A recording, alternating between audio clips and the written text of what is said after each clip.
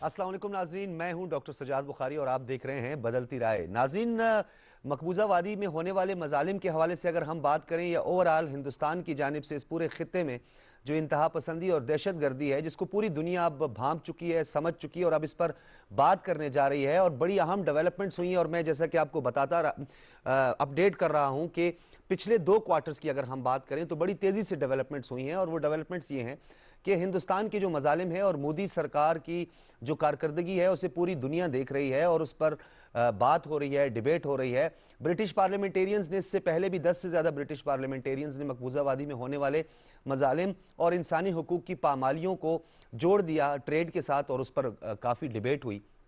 इसी तरह European union के एक मिनिस्टर ने भी बाकायदा तौर पर एक मरासला भी लिखा और मकबूजा वादी में होने वाले मजालिम का जिक्र किया। लेकिन अब जो डेवलपमेंट हुई है बड़ी अहम डेवलपमेंट है और जिस तरह आपने देखा कि फार्मर्स के साथ ज्यादती हो रही है, जुल्म हो रहा है, 100 से ज़्यादा जो है वो फार्मर सिर्फ सर्दी की वजह से जहाँ भाग हो चुके हैं। इसी हवाले से लेबर पार्टी, लिबरल डेमोक्रेटिक्स और स्कॉटिश नेशनल्स पार्टी जो है उसने यानी ब्रिटिश जो पार्लियामेंटेरियंस हैं उन्होंने केस को टेकअप किया है और जो ख़ास तौर पर फार्मर प्रोटेस्टर्स हैं उनके साथ जो इंसानी हुकूक की पामालियाँ की जा रही हैं और जो उनके लिए मुश्किलात पैदा की जा रही हैं और जो संगीन मामला करार दिया गया है भारत में सहाफ़ियों के हवाले से, उस पर आज हम तफसीलन बात करेंगे। बोरिस जॉनसन और नरेंद्र मोदी की एक मुलाकात होने जा रही है जिस पे ये बात हुई है कि तहफ़्फ़ुज़ात उठाए जाएंगे और बात की जाएगी फार्मर प्रोटेस्टर्स के हवाले से जो मजालिम ढाए जा रहे हैं। उसकी तमाम तर जो तफसीलात हैं वो हम आपके सामने रखेंगे। 90 मिनट तक ये बहस की गई है ब्रिटिश पार्लियामेंटेरियंस की जानिब से। इस बहस में मज़ीद क्या बात हुई है, ज़रूरी इस्लाहात, यानी जिस तरह हिंदुस्तान बार बार ज़रूरी इस्लाहात की बात करके कहता है कि यह हमारा इंटरनल मैटर है, तो यही बात इंडोर्स की है ब्रिटिश पार्लियामेंटेरियंस ने कि यह आपका इंटरनल मैटर ज़रूर है ज़रूरी इस्लाहात, लेकिन मुजाहिरीन के खिलाफ क्रैक डाउन जो है इसे इंटरनल मैटर करार नहीं दिया जा सकता। ये इंसानी हुकूक का मामला है जिसे हम उठाएंगे। और प्रोग्राम के दूसरे हिस्से में अफगानिस्तान के हवाले से जिस तरह दोहा के राउंड्स चले, आपने देखा कि एक पीस प्रोसेस, एक तो इंट्रा अफगान डायलॉग है और एक ओवरऑल अमेरिका के साथ तालिबान का जो मुआहिदा हुआ था उस मुआहिदे को आगे बढ़ाने की कोशिश की जा रही है। और जो बाइडेन एडमिनिस्ट्रेशन है वो भी यही चाहती है कि अफगानिस्तान के मसले को हल किया जाए। लेकिन अक़वाम मुत्तहिदा की ज़ेर तमाम जो एक तरतीब दिया गया है, इजलास तरतीब दिया गया है या जो गुफ्तगू होगी, एक ख़त लिखा गया है अमरीकी वज़ीर ख़ारजा एंटोनी जॉन ब्लिंकन की जानिब से अफ़गान सदर अशरफ गनी और अमन कौंसिल के सरबराह डॉक्टर अब्दुल्ला को। और उसमें यह कहा गया है कि इनखला की सूरत में सूरत हाल ख़राब हो सकती है, अफ़गानिस्तान की मज़ीद इलाके तालिबान के कब्ज़े में जा सकते हैं, लिहाजा तालिबान को भी ऑन बोर्ड लिया जाए और उनको पॉलिटिकल जो पूरा जो ओवरऑल सिस्टम है उसका हिस्सा बनाया जाए। इन दोनों उमूर को हम ज़ेर बहस लाएंगे। लेकिन इसमें जो फरीकैन बनाए गए हैं उसमें पाकिस्तान, रूस, चीन, ईरान और इंडिया के वज़राए ख़ारजा के दरमियान एक इजलास बुलाया जाएगा। हमारा सवाल यहाँ पे है कि ये गैर फितरी इत्तेहादी इंडिया, क्या इंडिया इस पूरे अमल को सबूताज नहीं करेगा जिस तरह उसने पहले भी पाकिस्तान की तमाम तर काविशों और कोशिशों पर पानी फेरा, जिस तरह मरी में हमने लाकर बिठाया, उसके बाद फ़ौरन एक मरतबा उन्होंने मुल्ला उमर का शोशा छोड़ दिया, जिसके बाद देखा कि वो मुज़ाकराती अमल जो है सबूताज हुआ। इसी तरह दीगर जो पाकिस्तान ने एक राहें हमवार की इस पीस प्रोसेस के लिए, उसको सबूताज किया भारत ने। भारत इसमें फ़रीक कैसे बन सकता है? रूस बिल्कुल बन सकता है। रूस का डेफिनेटली एक सी पैक के जरिए, एक रीजनल कनेक्टिविटी के जरिए भी और जो आपकी बिलखुसूस चाइना है, चाइना और रूस, ये दो ऐसे P5 के अहम ममालिक हैं जो स्टेक होल्डर्स हैं इस अफगानिस्तान के मामले में। ईरान बड़ी अहम पेशरफ्त हुई है कि ईरान को भी इसमें शामिल किया गया है, लेकिन भारत की बात समझ में नहीं आती, ये तो गैर फितरी है, इसे क्यों इसमें शामिल किया गया है? इसमें भी हम तफसीलन बात करेंगे और अफगानिस्तान में ये पीस प्रोसेस कितना आगे बढ़ेगा, ये मौज़ूआत होंगे आज हमारे प्रोग्राम का हिस्सा। मेहमानों के तारुफ करवाते चलें। चौधरी खादिम अली मांडला साहब हमारे साथ मौजूद हैं, सीनियर तज्ज़ियाकार हैं। बहुत शुक्रिया चौधरी खादिम अली मांडला साहब। Lieutenant general retired Naeem Khalid Lodhi साहब ने स्काइप से हमें ज्वाइन किए, किसी तारुफ के मोहताज नहीं है, मुमताज़ दिफाई उमूर के माहिर हैं। बहुत शुक्रिया जनरल साहब आपका। अली सरवर नकवी साहब हमारे साथ मौजूद हैं, फार्मर इन्वेस्टर हैं। नकवी साहब आपका भी बहुत शुक्रिया, आज काफ़ी दिनों बाद आपसे गुफ्तगू होगी और आपके तजर्बात से इस्तेफादा करेंगे, जो आपका सिफारती जो एक्सपीरियंस है उसको ज़ेर बहस लाएंगे, उससे भी इस्तेफादा करेंगे। बहुत शुक्रिया आपका भी। सबसे पहले जनरल साहब आपसे गुफ्तगू का आगाज़ करेंगे, लेकिन जनरल साहब ओवरऑल जो ये डेवलपमेंट हुई है और ब्रिटिश पार्लियामेंटेरियंस ने खास तौर पर इस जेरेमी कॉर्बन ने जिस तरह इस मुद्दा को उठाया है, जिस पे बात की है, उसकी एक वीडियो हमने तैयार की। हम पहले आपको वो दिखाते हैं कि डिबेट क्या हुई है, इसमें बात क्या हुई है, उसके बाद फिर आपसे बात करेंगे जी। And discuss a range of bilateral issues with India where we have serious and specific concerns. We will raise them directly with the Indian government. The nature of the way in which the protesters, the strikers have been attacked in Delhi is unprecedented, but also unprecedented has been the reaction of the Indian government towards the way in which the media respond. Internet access has been closed down. Media access has been prevented. Some supporters of the governing party in India have said that this is an internal matter. Foreigners, keep your nose out of it. Well, I can tell them why everyone's so concerned. It's because human rights are universal, and a world in which they are upheld is in all of our interests. Hundreds of farmers have died already because of the freezing cold and because of ill health while protesting. For those of us whose parents and grandparents have been tilling the land in the Punjab, have a strong connection with the land and whose family and friends are involved in the protests, imagine our collective pain when we see scenes of tear gas, water cannon and brute force being used against them. General साहब, आपने गुफ्तगू सुनी गरज सिंह की एक petition जो है उस पर भी 1 लाख से ज्यादा अफराद ने जो है वो दस्तखत किए हैं। दूसरी जानब जेरेमी कॉर्बन जो है उन्होंने बड़े खुल के बात की है, वो माजी में भी इसका जिक्र करते रहे हैं। इस तमाम तर डेवलपमेंट को आप किस तरह देखते हैं? जी, बहुत शुक्रिया। देखिए, ऐसा ही होता है कि जो इंटरनेशनल रिएक्शन है उसको टाइम लगता है बनने में, उभरने में, सामने आने में। और मेरा ख्याल है कि हम जरा जल्दबाजी में उंगलियां उठा रहे थे अपने फॉरेन ऑफिस के ऊपर कि इनकी काफिशें मुनासिब नहीं है या कम है, तो मेरा ख्याल ऐसा बिल्कुल नहीं था। अब आप देख रहे हैं कि चीजें सामने आ रही हैं, ना सिर्फ यूके की तरफ से, यूरोपियन यूनियन की तरफ से, अमेरिकन प्रेस, अमेरिकन मीडिया। तो ये जो अप्रोच अभी अख्तियार की है मेरे ख्याल हमारे फॉरेन ऑफिस ने, कि वो सिविल सोसाइटी के जो रिप्रेजेंटेटिव्स हैं यानी कि पार्लियामेंट्स, उसके अलावा जो मीडिया है वहां तक ये रीच कर गए हैं और मुख्तलिफ तरीकों से अब आपको उसका रिएक्शन जो है नजर आ रहा है। मेरा ख्याल हिंदुस्तान जो है वो पैदर पे उसको चोटें लगी हैं। जब EU डिसइंफॉर्मेशन लैब की बात आई, जब गोस्वामी का लीक हुआ, फिर ये जो चीज बढ़ रही है फार्मर्स वाली, ये सामने आ गई, तो मेरा ख्याल है कि अब वो मुकम्मल तौर पे एक्सपोज हुआ है और अब कोई चारा नहीं था ना यूके की पार्लियामेंट के पास ना यूरोपियन यूनियन के, वो इसका जिक्र ना करते।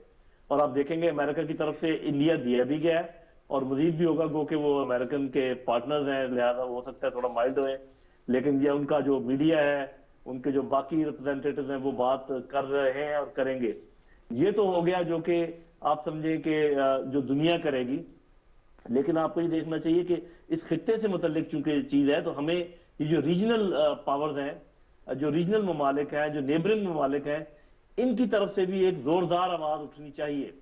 और मेरा ख्याल है कि पाकिस्तान उसमें भी कोशिश कर रहा होगा और रोल प्ले करना चाहिए। और ये तो मैं नहीं कहता कि मैं हमेशा, ये तो गो कि मैं कहता हूँ हमारा हक है कि जो कुछ हिंदुस्तान हमारे साथ कर रहा है हमें उसके साथ करना चाहिए, लेकिन मैं ये समझता हूँ कि कम से कम जो इखलाकी सपोर्ट है इन तमाम चीजों की, अगर इतनी दूर से आवाजें उठ रही हैं तो मेरा ख्याल पाकिस्तान की आवाज भी ज़ईफ नहीं होनी चाहिए इन फार्मर्स के हक में, या जो भी ज्यादतियां ये बाकी अपने माइनॉरिटी के साथ कर रहे हैं। तो पाकिस्तान को बहुत ज्यादा पहलू तही और उससे काम नहीं लेना चाहिए कि जी सिर्फ बाहर वाले लोगों को उकसाते रहे, उनको बताते रहे, खुद भी आवाज उठाएं। खुद भी अगर कोई मिसाल के तौर पे अगर फार्मर्स का कोई डेलीगेशन जाना चाहता है किसी इंटरनेशनल फोरम पे, तो उसको फैसिलिटेट करें, क्योंकि हम अफेक्ट होते हैं, हम उनके नेबर्स हैं। तो मेरा ख्याल है बहुत अच्छा काम हुआ है और इसी नहज पे इसको जारी रखना चाहिए और भी इसमें जो ना तवानाई हमें भरपूर डालनी चाहिए। जी अच्छा जनरल साहब, बोरिस जॉनसन और मोदी की मुलाकात होने जा रही है, इस डेवलपमेंट को आप कैसे देखते हैं कि पार्लियामेंटेरियंस ने ये कहा है कि हम तमाम तर तहफ़्फ़ुज़ात जो फार्मर प्रोटेस्टर्स के हवाले से हैं, जिस तरह 100 से ज़ायद फार्मर जो है वो जाँ बहक हुए हैं, ख़ास तौर पर सर्दी की वजह से, और दीगर पर जिस तरीके से मज़ालिम ढाए जा रहे हैं, इंटरनेट की वहाँ पे पाबंदी लगा दी गई है मोदी इस पे छुपाना चाहता है। वहां उन्होंने अपने ब्रिटिश हाई कमीशन को बुलाकर शदीद एहतजाज किया है और कहा है कि ये हमारा इंटरनल मैटर है। लेकिन बोरिस जॉनसन अगर नरेंद्र मोदी से इस मामले को उठाएंगे तो कोई पेशरफ्त हो सकती है? जी देखिए, बात यह है कि हिंदुस्तान की जो जिद है और जिस तरीके से ये हुकूमत का जो रवैया है, उससे फौरी तौर पे तो मेरा नहीं ख्याल कि कोई फर्क पड़ेगा। ये हो सकता है कि पहले ही एहतजाज करें कि आप ये बात ना उठाएं, या सफारती तौर पे कोशिश करें कि आप ये बात ना उठाएं। लेकिन साफ ज़ाहिर है कि बोरिस भी उसके ऊपर प्रेशर होगा, अपने जो पीछे पार्लियामेंटेरियंस हैं, तो उनको वो बात उठानी पड़ेगी।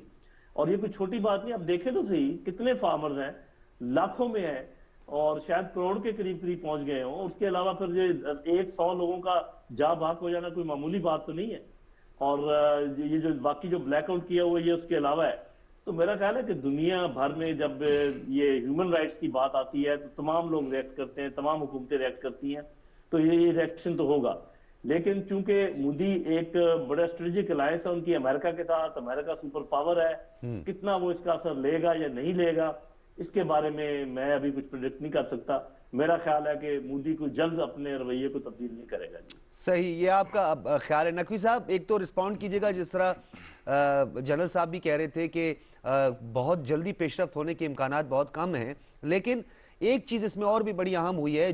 जेरेमी कॉर्बन ये भी कह रहे हैं कि ताल्लुकात का ये मतलब नहीं कि बरतानिया के ताल्लुकात को हम इस तनाजुर में देखें कि हम किसी किस्म के जो मजालिम हैं उस पर बात ना करें। यानी इसका ये मतलब नहीं कि हम इजहार ना करें, हम इजहार करेंगे अगर मजालिम ढाए जाएंगे हिंदुस्तान की जानिब से। जी हाँ, देखिए सज्जाद साहब, it's good to be on your programme.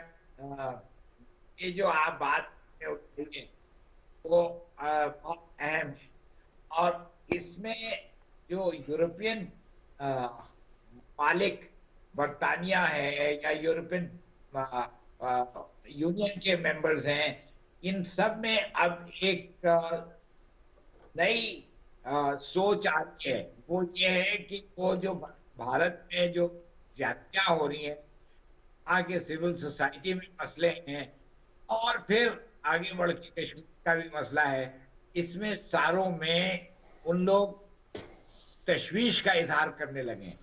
और ये इंफॉर्मेशन एज, पहले यहाँ सारे भारत के अखबारात ने और मीडिया ने इस इशू को उठाया, New York Times, Washington Post, Le Monde, Guardian of England, of London, even Germany का, फ्रांस का, जापान का, सारे अखबारों ने इन चीजों को इसका भारत की तनकीद करनी शुरू की और इन बातों का प्रचार करना शुरू किया। अब ये नेक्स्ट स्टेज है, जो मैं पहले भी कहता था कि अब नेक्स्ट स्टेज में पार्लियामेंटेरियंस, लेजिस्लेटर्स और फाइनली हुकूमतें इसको टेकअप करेंगी।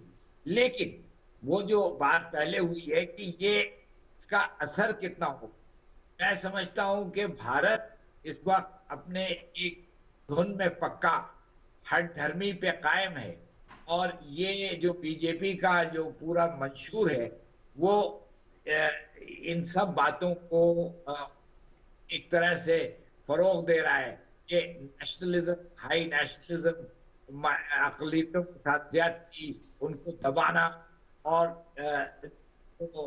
बाकी जो इंसानी हुकूक के उसूल हैं उनकी पामाली, ये वो उनका मंशूर है।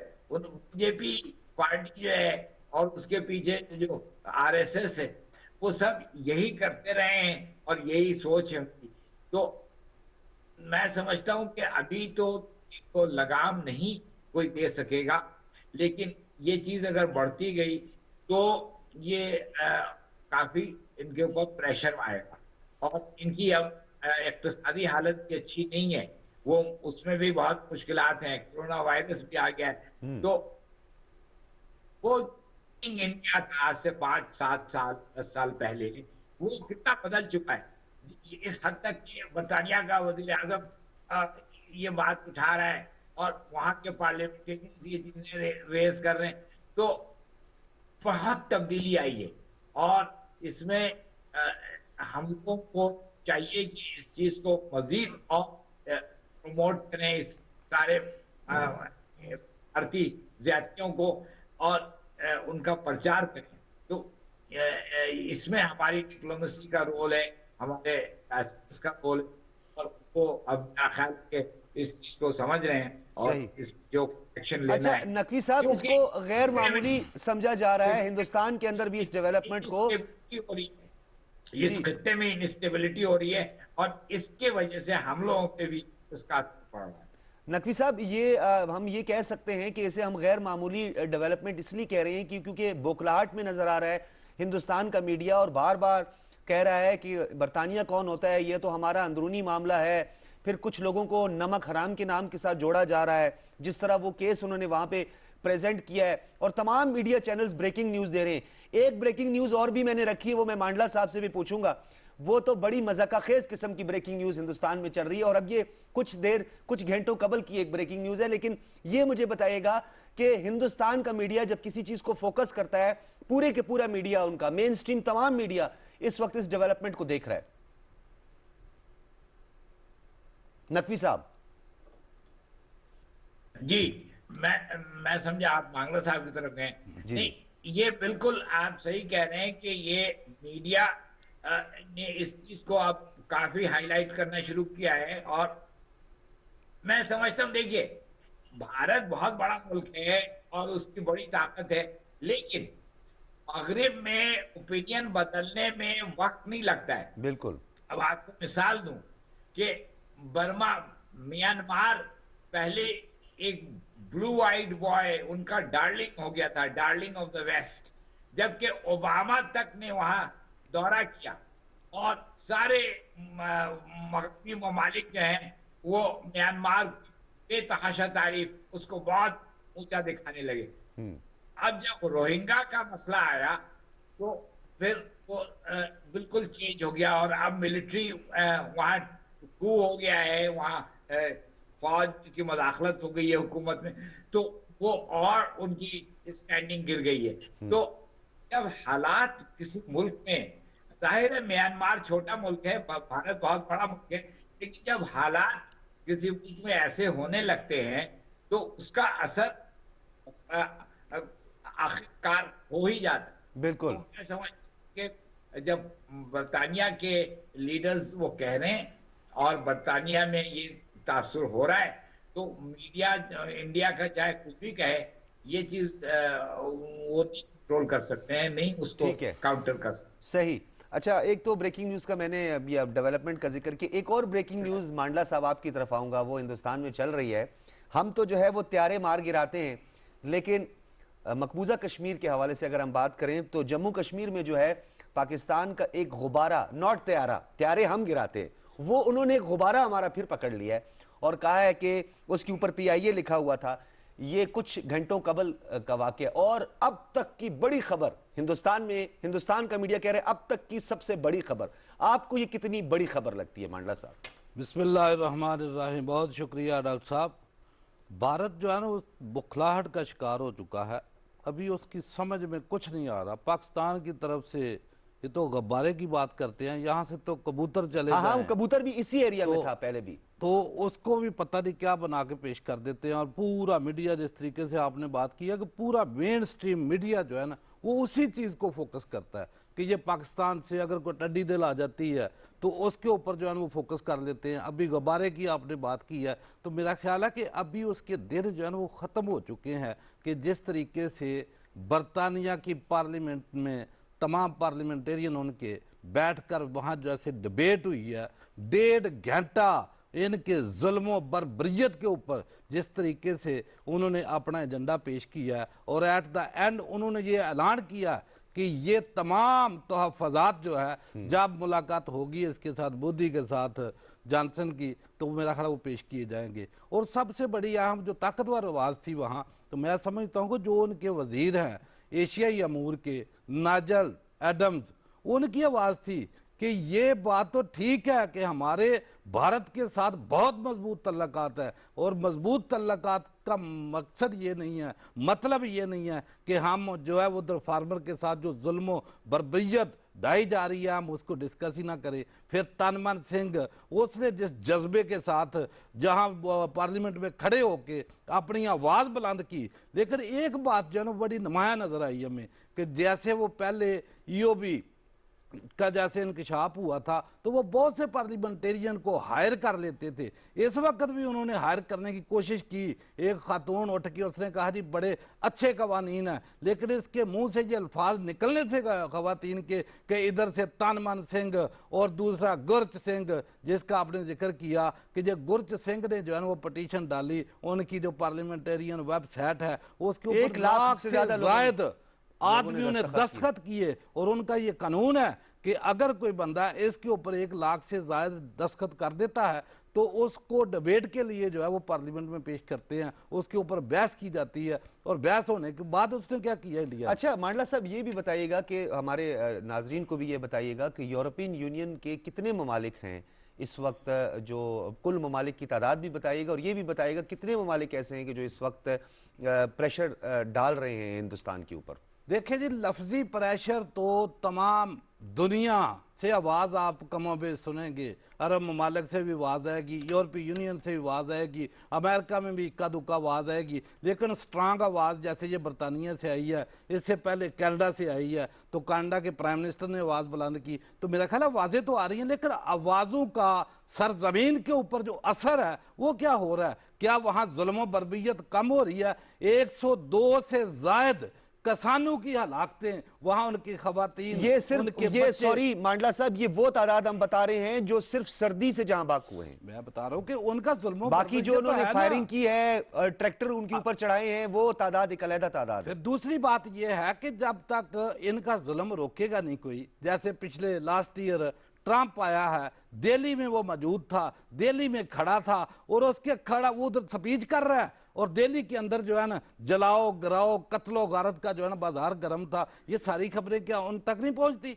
हर मुल्क की एम्बेसी हर मुल्क के अंदर मौजूद होती है, एक एक लम्हे की खबर देती है। ये पटिशन, ये आवाज़ को कत्लो गारत, एक चिंगारी भी अगर उठती है किसी मुल्क में, तो उनके सफारा जो बैठे होते हैं उनका यही काम होता है कि उस मुल्क के तमाम हालात जो है ना वो अपने मुल्क में बेचते हैं डेली बेस के ऊपर। जैसे नकवी साहब बैठे हैं, इनका तजर्बा ज़्यादा, और ये क्लियर बता सकते हैं कि सफ़ीर जहाँ भी हो वो उस मुल्क के तमाम हालात से वाकफ़ भी होते हैं कि यहाँ इंसाफ कितना है, यहाँ बर्बरियत कितनी है, जुल्म कितना है, पूरी दुनिया जानती है। लेकिन क्या है कि उसको रोकने वाला कोई नहीं, उसको लगाम डालने वाला कोई नहीं। जैसे जनरल साहब फरमा रहे थे कि हमारा हक है, बिल्कुल हमारा हक है, वो हमारे अंदर जैसे घुसकर कार्रवाइयाँ करवाता है। कलभूषण की मिसाल हमारे सामने है, बांग्लादेश में खड़े होकर वो अहले ऐलान तस्लीम कर लेते हैं, गलगित बल्तिस्तान की बात वो करते हैं, पाकिस्तान तोड़ने की बातें वो करते हैं। तो हमें भी उतनी ही ताकत के साथ, उतनी पावर के साथ जो है ना,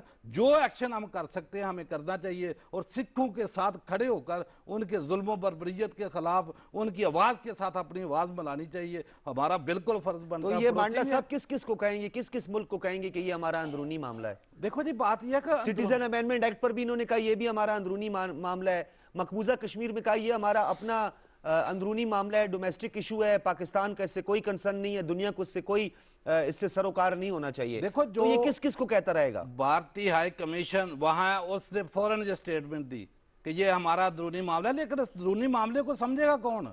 कौन समझेगा इनकी बात को? कोई नहीं समझेगा। हर बंदा समझता है कि कानून की आड़ में बेगुनाहों के साथ, मजलूमों के साथ जो जुल्म कर रहे हैं, जो कत्लगारी करा रहे हैं, तो मेरा ख्याल है कोई आंखें बंद तो नहीं किसी की। कौन इनकी बात के पीछे जाएगा? जितना इन्होंने छुप लिया था, हमारी ईओबी और ये जो डोजियर हमने पेश किया है, डोजियर हमारा, उसके ऊपर ये तमाम चीजें अभी स्टैंप हो रही हैं। हाँ। हर बंदे की तरफ से आवाज आ रही है, हर मुल्क की तरफ से आवाज आ रही है। अभी हमारा डोजियर, उसके ऊपर डबल ट्रिपल डेली स्टैंप। लेकिन इस डोजियर के हवाले से मांडला साहब एक सवाल जरूर पैदा होता है। मैं जनरल साहब आपकी तरफ आऊंगा। मांडला साहब ने डोजियर का जिक्र किया तो डोजियर का एक इंपैक्ट तो हमें नजर आया, लेकिन डोजियर के अंदर वाज़ेह सबूत हमने दस्तावेजात जमा करवाई हैं अक़वाम मुत्तहिदा में, और उसमें हमने पूरी तफसीलात सामने रखी हैं कि भारत किस तरह अफगानिस्तान से नेटवर्क जो है वो पाकिस्तान में चला रहा है। वहाँ पे उसने अड्डे बनाए हुए हैं, दहशतगर्दों के कैंप वहाँ पर उसने बनाए हुए हैं। लेकिन उसके बावजूद भी अमेरिका की जानिब से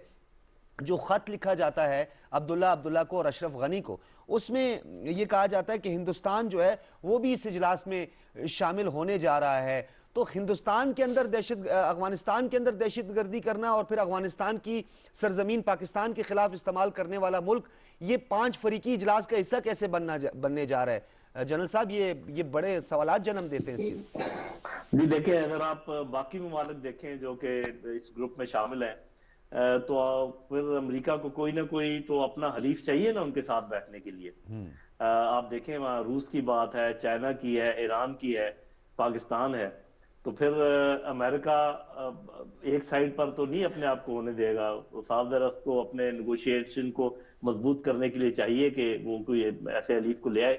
आपको पता है उनके स्ट्रेटेजिक हलीफ है, लेकिन ये मेरा ख्याल है कि बाकी मुल्कों का ये हक बनता है कि वो ये बात उठाएं जो आप उठा रहे हैं कि जी आप हिंदुस्तान को किस जुमरे में लेकर आए हैं। क्या वो नेबर है, डायरेक्ट नेबर नहीं है, और उसका क्या रोल रहा है या क्या रोल है। वो ज्यादा ये कि उन्होंने कोई ना कोई इकोनॉमिक वहां पर मदद की होगी। तो बात यह है कि हमें ओवरऑल जो अमेरिकन इंटरेस्ट है वो देखना चाहिए इस रीजन में। वो अगर यहाँ से जा भी रहे हैं, जैसे कि उस लेटर में का जो आखिरी पैरा है, तीसरे सफे पर जो है ऑपरेटिव पैरा जिसको मैं कहूंगा, उसमें 2 बातें काफी मुझे तो वाज़ेह नजर आती हैं। बहरहाल उसमें लोग और भी पढ़ रहे हैं। नंबर 1, मुझे लगता है कि अमेरिका अफगानिस्तान से जा रहा है जी। उसने ये फैसला कर लिया है। दूसरा ये कि वो अभी अशरफ गनी से थोड़ी सी दूरी इख्तियार कर रहे हैं। वो लगातार उसके लाड प्यार जो पहले कर रहे थे उसको बता रहे हैं कि भाई इतने तुम प्यारे नहीं हो और तुम बर्दाश्त नहीं कर सकोगे जब हम चले जाएंगे, जो रिएक्शन होगा। तो ये 2 बातें वो कर रहे हैं। लेकिन ये है कि आप देखिए कि पाकिस्तान ने बहुत काविश की है अफगानिस्तान में अमन लाने के लिए, और ये किसी पर एहसान नहीं है। हमें खुद अमन की जरूरत है अफगानिस्तान में, और उसमें ज्यादा डिटेल में जाने की जरूरत नहीं है कि क्यों है और क्यों नहीं है। लेकिन ये है कि अगर अमेरिका अभी भी इस्तेमाल करना चाहता है हमारी सर्विसेज को, जो कि वो करना चाहेगा क्योंकि हमारे बगैर चारा नहीं है।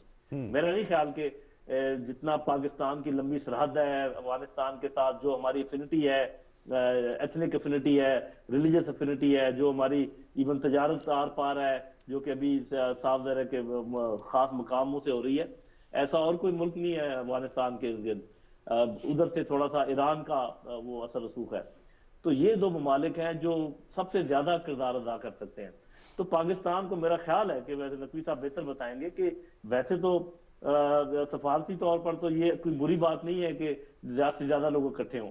इसको एक तरीके से तो ये बैलेंस किया उन्होंने कि टर्की में कहा है कि जी आप इनका आपस में बातचीत कराएं, जो इंटर अफगान डायलॉग है। ये एक तरीके से आप समझे कि बैलेंसिंग एक्ट है अमेरिका का। दो चीजें उसमें, एक तो तुर्की से वो दूर होता जा रहा था, तुर्की को जरा नजदीक ले आएगा। दूसरा पाकिस्तान को जरा सेटिस्फाई कर देगा कि भाई अगर हम हिंदुस्तान को लेकर आए हैं तो देखो हम तुर्की की बातचीत भी कर रहे हैं। बहरहाल पाकिस्तान को सोचना होगा कि ये तो हमें पक्का पता है कि हिंदुस्तान इज अ स्पॉइलर। किसी भी सूरत में कभी भी उसने अमन की बात जो है ना अफगानिस्तान में नहीं की। अमन उसको सूट ही नहीं करता अफगानिस्तान में। लेकिन जनरल साहब कंफ्यूजन, जनरल साहब sorry to cut you, confusion अभी तक बरकरार है। ओबामा एडमिनिस्ट्रेशन 2013 जुलाई का ऐलान कर चुकी थी कि विड्रॉल होगा, अफवाज जो है वो निकल जाएंगी। फिर हमने बतदरीज देखा 2 लाख, फिर उससे कम होते होते घटते घटते अब कोई एक मोहतात अंदाजे के मुताबिक 4000 से ज्यादा, कुछ 4500 के करीब अफवाज वहां पर मौजूद हैं। लेकिन जो बाइडन ने जब हल्फ लिया था तो उसने इस खत्ते के हवाले से अपनी पॉलिसीज, सऊदी अरब के मामलात में भी जब आया तो उनके साथ असले का जो मामला था उसमें भी कहा कि नहीं, उसे फिलहाल हमने रोक दिया है। अफगानिस्तान से भी फौरी तौर पर विड्रॉल नहीं होगा। ये अचानक आप जिस तरफ इंडिया दे रहे हैं या बात करें, ये अचानक कैसे हुआ? ये कैसे मुमकिन हुआ? वहां के स्टेक होल्डर्स के तो तहफुजात हैं कि फौरन अफगानिस्तान से विड्रॉल जो है वो मुश्किलात बढ़ाएगा, जैसे माजी में होता रहा सोवियत यूनियन के वक्त में। जी देखिए, एक तो बात ये कि एक तो होती है ना पॉलिटिकल लॉजिक, जिसमें साफ ज़ाहिर है कि ये बिल्कुल चाहेगा अमेरिका कि वो अपना असर रसूख अफगानिस्तान में रखे। लेकिन एक होती है मिलिट्री लॉजिक। मिलिटरीली मेरे ख्याल में, मेरे अंदाजे में इस प्रोसेस को रिवर्स करना या डिले करना बहुत मुश्किल था। अगर मैं नामुमकिन का लफ्ज में इस्तेमाल करना चाहता, बहुत मुश्किल था। आप देखिए कि जब 2 लाख या 1.5 लाख फौज यहाँ पर नहीं पैर जमा सकी अफगान तालिबान के मुकाबले में, तो ये 2500 या 1500 क्या करेंगे? साफ ज़ाहिर है जहाज उड़ेंगे और वो, तो ये मामला लंबा होने के इम्कान था। फायदा कोई नहीं था। वो अमेरिका को अच्छी तरह पता चल चुका है कि यहाँ पर उनको पॉलिटिकल लॉस भी हुआ है क्योंकि लोग उनसे खुश नहीं हुए, उनको इकोनॉमिक लॉस भी हुआ है। तो वो क्यों इसको कंटिन्यू करना चाहेंगे? वो अब और तरीके से इनडायरेक्ट स्ट्रेटजी से वहां पर अपना इन्फ्लुएंस कायम करना चाहेंगे, और इसी सिलसिले में उनका प्यार मोहब्बत पाकिस्तान की तरफ दोबारा से जरा बढ़ता हुआ नजर आ रहा है। ये पाकिस्तान को सोचना चाहिए कि ये कभी प्यार और कभी नफरत का ये सिलसिला कब खत्म होगा। हम या तो उनसे साफ साफ बात करें, साफ जरा हम एक बैलेंसिंग एक्ट भी करते हैं, तो थोड़ा सा मुश्किल काम है, लेकिन ये वाले मुहरकात हैं जो आप कह रहे हैं कि क्यों वो ये कभी कुछ कहते हैं कभी कुछ कहते हैं, कुछ ऐसे काम है जो सुपर पावर भी नहीं कर सकते। अच्छा जनरल साहब, एक बात करूंगा, फिर मैं नकवी साहब की तरफ भी जाऊंगा। इस खत का पूरा अगर हम मतन पढ़ें, आपने भी पूरा खत का मतन पढ़ा है, उन्होंने कहा कि अगर फौरी तौर पर इनखला होता है तो मजीद इलाके जो है उस पर अफगानिस्तान यानी तालिबान जो है उस पर मजीद कब्जा कर सकते हैं। हमें इस बात के बारे में पहले इल्म है, अशरफ गनी, अब्दुल्ला और पूरी अफगानिस्तान की जो हुकूमत है एतराफ़ कर चुकी है, बल्कि अमेरिका भी इनडायरेक्टली इसका एतराफ़ कर चुका है कि 70 से ज़्यादा इलाके, 65% पहले कहा, फिर 70 का, हम तो उससे भी ज़्यादा कहते हैं कि जो एरियाज़ हैं जिसमें पख्तीका है, निंगरहार है, कुन्नड़ है, अब कंधार और जाबुल के भी बहुत सारे ऐसे इलाके हैं जहाँ पर गवर्नमेंट की रिट भी नहीं है और अमरीकी अफवाज की रिट भी नहीं है, तो खुद तस्लीम नहीं कर रहे। जी देखिए, बिल्कुल आप सही कह रहे हैं कि एक तरफ तो वो जमीनी हकायत बयान कर रहे हैं और दूसरी तरफ वो ये चाहते हैं कि अशरफ गनी के साथ अशरफ गनी की हुकूमत में शामिल हो जाए अफगान तालिबान। तो ये दो मुतजाद चीजों का वो इजहार कर रहे हैं ना, ये मुमकिन नहीं है। जब एक मिलिट्री सिचुएशन, एक ग्राउंड सिचुएशन ये कह रही है कि Afghan Taliban main stakeholder होंगे किसी भी फ्यूचर सेटअप में, अब इसमें कोई दूसरी राय मेरा ख्याल किसी की भी नहीं है, किसी की भी नहीं। अच्छा जनरल साहब हमारे साथ रहीमुल्लाह यूसुफजई साहब मौजूद हैं। आपको पता है अफगान अमूर के न सिर्फ माहिर हैं और ये तमाम बदलती हुई सूरत हाल से बाखबर रहते हैं। रहीमुल्लाह यूसुफजई साहब बहुत शुक्रिया आपका। अस्सलाम वालेकुम। वालेकुम। रहीमुल्लाह यूसुफजई साहब, अमरीकी वजीर खारजा एंटोनी जॉन जो है वो एक खत लिखते हैं और उस खत का मतन ये है कि इनखला का एक इंदिया दिया जा रहा है और कहा जा रहा है कि इनखला की सूरत में तालिबान अफगानिस्तान के बड़े इलाके पे कब्जा कर सकते हैं, जो कि कबूतर की तरह आंखें बंद करने के मुतरादिफ है। आप बेहतर तरीके से जानते हैं कि अफगान हुकूमत की काबुल के कुछ इलाकों तक रिट है और कुछ कंधार में अगर हम देख लें तो वहां तो रिट नहीं है। तो आप क्या समझते हैं कि एक मरतबा जो बाइडन एडमिनिस्ट्रेशन ये फैसला करती है कि हम फौरी इनखला नहीं करेंगे, अब इंदिया दिया जाता है कि ये तमाम फरीकैन को बिठाकर, जिसमें ईरान भी शामिल है, हिंदुस्तान भी शामिल है, इन चाइना भी है, रूस भी है, और हम इनखला करने जा रहे हैं, हाउ पॉसिबल? देखिए, मेरे ख्याल में अमेरिका तो जाहिर है एक नई पॉलिसी लेकर आया है। जो बाइडन की इंतजामिया ने जो रिव्यू शुरू किया था उसके ये खदोखाल जाहिर हो रहे हैं और वो समझते हैं, ये उनका अपना तजुर्बा है, 20 साल से वो अफगानिस्तान में जंग कर रहे हैं, उनका ये एक ख्याल है और यकीन है उनको कि अगर वो निकल गए, गैर मुल्की फौज चली गई तो फिर अफगान हुकूमत के लिए बड़ी मुश्किलात होंगी और सिक्योरिटी के हालात ख़राब हो जाएंगे, तालिबान जो हैं वो मज़ीद फतूहात हासिल करेंगे। तो अभी ये ज़ाहिर है अकेले अमेरिका की राय नहीं, ये उनके खुफिया इदारे हैं, नेटो के उनके इत्तेहादी हैं, सबके तकरीबन यही राय है और इसलिए वो चाहते हैं कि अगर वो निकले तो कम से कम कोई अमन मुआहदा हो जाए, कोई एक अबूरी निज़ाम कायम हो जाए और ऐसे वहाँ पे लोग हुकूमत में हों जो अफगानिस्तान की सरजमीन को अमेरिका के ख़िलाफ़ इस्तेमाल ना होने दें। ये उनकी ख्वाहिशात हैं, ये उनके मकासद हैं, उसके लिए वो काम कर रहे हैं।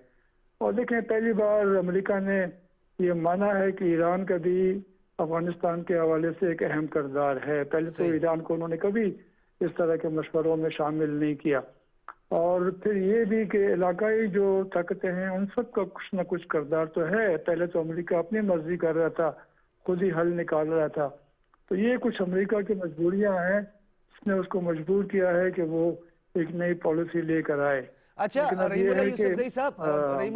हुकूमत जाहिर है इसके ऊपर खुश नहीं है, तालिबान भी मेरे ख्याल में हर बात तो नहीं मानेंगे। वो जो इस्तांबुल की कॉन्फ्रेंस होगी शायद वहाँ पे वो जाएं, शिरकत करें, लेकिन ये जो जंगबंदी की बात है तो इसके ऊपर जाहिर है वो अपनी राय खुलकर देंगे। फिलहाल तो उनकी तरफ से कोई मुकम्मल तफसीली जवाब नहीं आया। यूसुफजई साहब, जंगबंदी के हवाले से तो उनका वाज़ेह स्टांस ये है कि जब तक एक फौजी भी वहां पर मौजूद है वो मुकम्मल जंगबंदी के लिए तैयार नहीं है, ये तो पहले भी कह चुके हैं। लेकिन एक और मसला आड़े आएगा अब्दुल्ला अब्दुल्ला जो है वो रिप्रेजेंट कर रहे हैं नॉर्दर्न साइड को रिप्रेजेंट कर रहे हैं, दूसरी जानिब अगवानियों को रिप्रेजेंट कर रहे हैं, पश्तूनों को रिप्रेजेंट कर रहे हैं अशरफ गनी। फिर दोनों की साइड पर अपने अपने जो है कैंप बने हुए हैं। आपको भी पता है कि अब्दुल्ला अब्दुल्ला के लिए इन ममालिक, जिन 5 ममालिक का जिक्र किया जाता है, खास तौर पर रूस और चाइना, P5 के 2 अहम ममालिक हैं, वो भी मुख्तलिफ ग्रुपों के हवाले से उनका भी एक कॉर्नर, सॉफ्ट कॉर्नर भी वो रखते हैं। ये मामला आपको थोड़ा कॉम्प्लिकेटेड नहीं लगता? क्योंकि वहां तो तालिबान साफ कह रहे हैं कि आपने जो शरई कवानीन है वो, और खासतौर पर मेजर कॉन्स्टिट्यूशनल अमेंडमेंट होती है, उन्होंने कहा हम इस आइन को ही नहीं मानते जिसमें शरीयत ना हो। तो फिर ये कैसे मामला हल होंगे? ज़ाहिर है जो आपने सवालात उठाए हैं ये बड़े अहम हैं और इनको हल करने की कोशिश भी हुई है। और मेरे ख्याल में अमेरिका ने जो एक ब्लूप्रिंट दिया है नए निज़ाम का, नई हुकूमत का, उसमें ये सारे इश्यूज को कवर किया गया है। और वो चाहते हैं कि तालिबान की भी कुछ बातें मानी जाएं और अफगान हुकूमत की भी कुछ बातें मानी जाएं। तो जाहिर है ये बातचीत जब होगी, ये कॉन्फ्रेंस होगी, बड़ी कॉन्फ्रेंस इस्तांबुल में, और उससे पहले जो ये जर्मनी में कॉन्फ्रेंस होगी UN की जेर सरपरस्ती, और उसमें पाकिस्तान, रूस, चीन और ईरान, इंडिया वगैरह शामिल है, अमेरिका भी होगा। तो ये मामला तो कुछ वहाँ पे डिस्कस होंगे, लेकिन असल फैसला तो अफगानों ने करना है। आपने जिस तरह कहा इतने शदीद इख्तलाफात हैं, तो ये तो मुमकिन नहीं है कि तालिबान जो है वो अशरफ गनी की हुकूमत का हिस्सा बन जाए। ये तो बिल्कुल नहीं होगा। वो तो अशरफ गनी की हुकूमत को मानते नहीं है। अलबत्ता ये होगा कि अभी अमेरिका ने खुलकर बात की है कि एक अबूरी हुकूमत होगी, जिसको जाहिर है अशरफ गनी और अब्दुल्ला नहीं मान रहे, लेकिन उनको मानना पड़ेगा। पहले भी जब भी अमेरिका ने दबाव डाला है तो अशरफ गनी पीछे हटे हैं, सही, और उन्होंने अमेरिका की बात मानी है। बहुत शुक्रिया आपका रहीमुल्लाह यूसुफजई साहब। अगवान उमूर के माहिर हैं, सीनियर साफ़ी और तज्ज़ियाकार हैं। अगवान उमूर पर आपकी गहरी नज़र होती है और ये जो रिसेंट डेवलपमेंट हुई है। अली सरवर नकवी साहब, एक मरतबा फिर फार्मूला, वही पुराना फार्मूला, शराकत इक़्तिदार। शराकत इक़्तिदार तालिबान को उस सूरत में कबूल है कि वो कहते हैं शरई कवानीन का निफाज होगा, ये जो कॉन्स्टिट्यूशन है ये गैर शरई है, गैर इस्लामी है। तो फिर शराकत इक़्तिदार के लिए अमेरिका का प्रेशर कितना सूदमंद साबित होगा? क्योंकि अंदर जो धड़ेबंदियां हैं वहां पर भी एक राइट विंग लेफ्ट विंग वाला मामला भी है, फिर प्रो और एंटी कैंप्स भी हैं। ये कैसे हो गए मामला? जी हाँ, देखिए, पहली एक बात जो मुझे अब अक्सर ये ख्याल आया है कि जो अमेरिका ने पहले कोशिश की कि माफ कीजिएगा कि अफगानिस्तान की सूरत हाल को अपने काबू में ले ले, और वो कैसे, जब वो बॉन कॉन्फ्रेंस हुई थी 2002 में, तो आजकल के जो स्टेक होल्डर्स हैं, अफगान तालिबान और पाकिस्तान, दोनों उसमें उनको इंक्लूड नहीं किया गया। तो ये अमेरिका आज इतने अरसे के बाद, तकरीबन 18-19 साल के बाद, अमेरिका ने ये महसूस किया है और अब उसको वाज़ेह हो गया है कि वो अफगानिस्तान के सूरत हाल को काबू नहीं कर सकता है, और अब उसको दुनिया के मुख्तलिफ ममालिक की मदद चाहिए। तो एक तो ये जो मल्टीनेशनल फोरम की बात हो रही है, इंटरनेशनल कॉन्फ्रेंस की बात हो रही है, ये इंटरनेशनल कॉन्फ्रेंस तो बिल्कुल मुख्तलिफ होगी वो उस बॉन कॉन्फ्रेंस के मुकाबले। अच्छा, इसमें अलबत्ता ये भारत का इंक्लूजन, भारत को भी इसमें मदद करना, वो मेरा ख्याल है कि अमेरिका की एक बड़ी गलती फिर से हो रही है। एक तरफ तो ये है, दूसरे तरफ अफगानियों में जो आपस में जो तफरकात हैं, और आपने उसका जिक्र किया, वो ये है कि तालिबान के अपने कुछ अपने उसूल हैं कि वो किस तरह की हुकूमत चाहते हैं, किस तरह का आइन चाहते हैं, किस तरह का सिस्टम चाहते हैं, और दूसरी तरफ ये जो अमेरिका का क्रिएट किया हुआ, बनाया हुआ जो फिर निज़ाम है वो है। तो मैं समझता हूँ कि, और उसके अलावा बहुत से और अफगान गिरोह, तंजीम, लीडर्स बहुत से और हैं। तो ये कंफ्यूजन है, और इस चीज में इतना कुछ गैर यकीनी, अनक्लियर पिक्चर है कि मैं समझता हूँ कि अभी इससे कुछ भी सेटल नहीं हो पाएगा। और ये आगे चल के मजीद वहां पे गड़बड़ होगी, खाना जंगी का खतरा हो सकता है। सही, हाँ, ये जो खाना जंगी की आपने खास तौर पे नकवी साहब बात बताई, माजी में भी ऐसा होता रहा है, क्योंकि माजी के तल्ख तजर्बात आपको सिखाते हैं, लेकिन बदकिस्मती से बैनुल अक़वामी दुनिया समझ नहीं पाती है अपने मफादात की वजह से। लोगों की जो जिंदगियां हैं, उनके बेसिक और फंडामेंटल राइट्स को सलब कर देती है, बात उनको समझ नहीं आती। जनरल साहब, मैं आपकी तरफ आऊंगा, फिर मांडला साहब इसे कंक्लूड करेंगे। ये जो 5 ममालिक बैठेंगे, इसमें एक फरीक ऐसा है जो बरमला इजहार कर चुका है, किसी सूरत में नहीं चाहता कि अमरीकी अफवाज का अफगानिस्तान से इनखला हो। फिर उसके कौंसल खानों का क्या हाल होगा आपको भी पता है, क्योंकि तालिबान का भी ये मौकिफ है कि हम किसी सूरत में हिंदुस्तान को अफगानिस्तान की सरजमीन पाकिस्तान के खिलाफ इस्तेमाल नहीं होने देंगे। ये गैर संजीदा जो इकदाम होगा हिंदुस्तान की जानिब से, क्योंकि वो सबुताज करेगा इस पूरे इजलास को, इस पूरी कॉन्फ्रेंस को सबुताज करेगा। वो नहीं चाहता कि अफगानिस्तान से अमरीकी अफवाज का इनखला हो। जी, इससे पहले मैं सिर्फ 2 बातें छोटी छोटी और कर दूं। एक तो ये कि हमें मालूम होना चाहिए कि आपको पता है कि अफगान तालिबान मॉस्को प्रोसेस में पिछले 2-3 सालों में कम से कम 2 बड़ी कॉन्फ्रेंसेस कर चुके हैं, वहां पर मीटिंग्स कर चुके हैं मुख्तलिफ स्टेक होल्डर्स के साथ। बिल्कुल, मॉस्को में, तो बिल्कुल जी जी 2 दफा। और इस जिसका ये मतलब है कि ये जो हम समझ रहे हैं कि वहां पर इन फाइटिंग उतनी ही बड़ी होगी जितनी पहले थी, होगी जरूर, क्योंकि साफ ज़ाहिर है कि अशरफ गनी के साथ भी लोग हैं, फौज है, सब कुछ है। लेकिन और उसके अलावा आपने देखा कि पाकिस्तान में ये सब लोग आए हैं, अब्दुल्ला आए हैं, इंजीनियर हिकमत यार आए हैं, और भी फैक्शंस के लोग आए हैं। तो ये सब कुछ क्या हो रहा है? ये सब कुछ यही हो रहा है कि रिकंसिलिएशन के जो पर आमादा जो लोग हैं, मेरे ख्याल में उनकी तादाद ज्यादा है। और ये जो आप हिंदुस्तान की रेशा दवानी की बात कर रहे हैं, ये देखें कि जब बाकी अमेरिका और हिंदुस्तान का एक जैसा मौकफ होगा, ये आप देख लीजिएगा जब बातचीत होती है, और बाकी 4 मुल्कों का मौकफ और होगा। और ये चूंकि स्ट्रेंथ ज्यादा इधर 4 की है, तो मेरा अपना ख्याल ये कि अल्टीमेटली ये बात मानी जाएगी। एक तो ग्राउंड सिचुएशन, दूसरा ये 4 ममालिक वर्सेस 2 ममालिक, और तीसरा इस दफा की सिचुएशन का जरा डिफरेंट होना। अब आखिर अफगान ये वो अफगान तालिबान नहीं है जो आज से 30-35 साल पहले थे। ये बड़ा फर्क पड़ गया है। पढ़े लिखे लोग भी अब ये बात कर रहे हैं कि जी हम विमेन राइट्स की भी उसका ख्याल रखेंगे, हम बच्चों की तालीम का, बच्चियों की तालीम का भी ख्याल रखेंगे।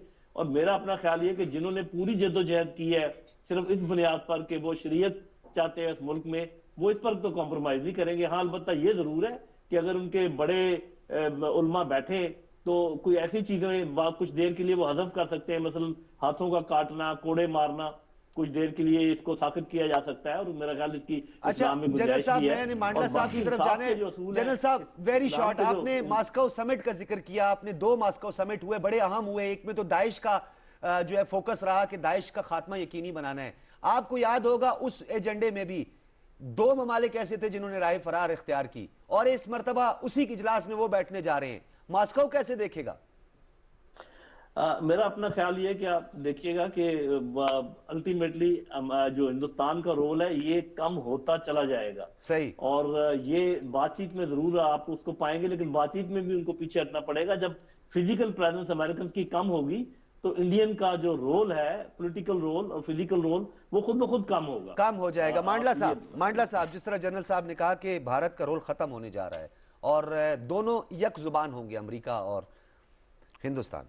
देखिए डॉक्टर साहब, बड़ा क्लियर है कि अभी तालिबान ने बड़ा वाज़े पैगाम जो है ना वो दे दिया अमेरिका को कि जो एग्रीमेंट 29 फरवरी 2020 को हुआ था, अगर वो फुल नहीं होता, उसके ऊपर इम्प्लीमेंट नहीं आप लोग करते, 1 मई तक आप अपनी तमाम अफवाज का इनखला नहीं करते, तो हम अपने जंगजू को नहीं रोक सकेंगे। जिस फैसले के ऊपर, जिस मुआदे के तहत हम रुके हुए थे, वो हमारे हाथ से फिर निकल जाएगा। उसके बाद 1 मार्च को ज़ल्मे खलीलदाद उधर आते हैं, आके अशरफ गनी, अब्दुल्ला से मिलते हैं। उसके बाद फिर दोबारा दोहा में जाते हैं।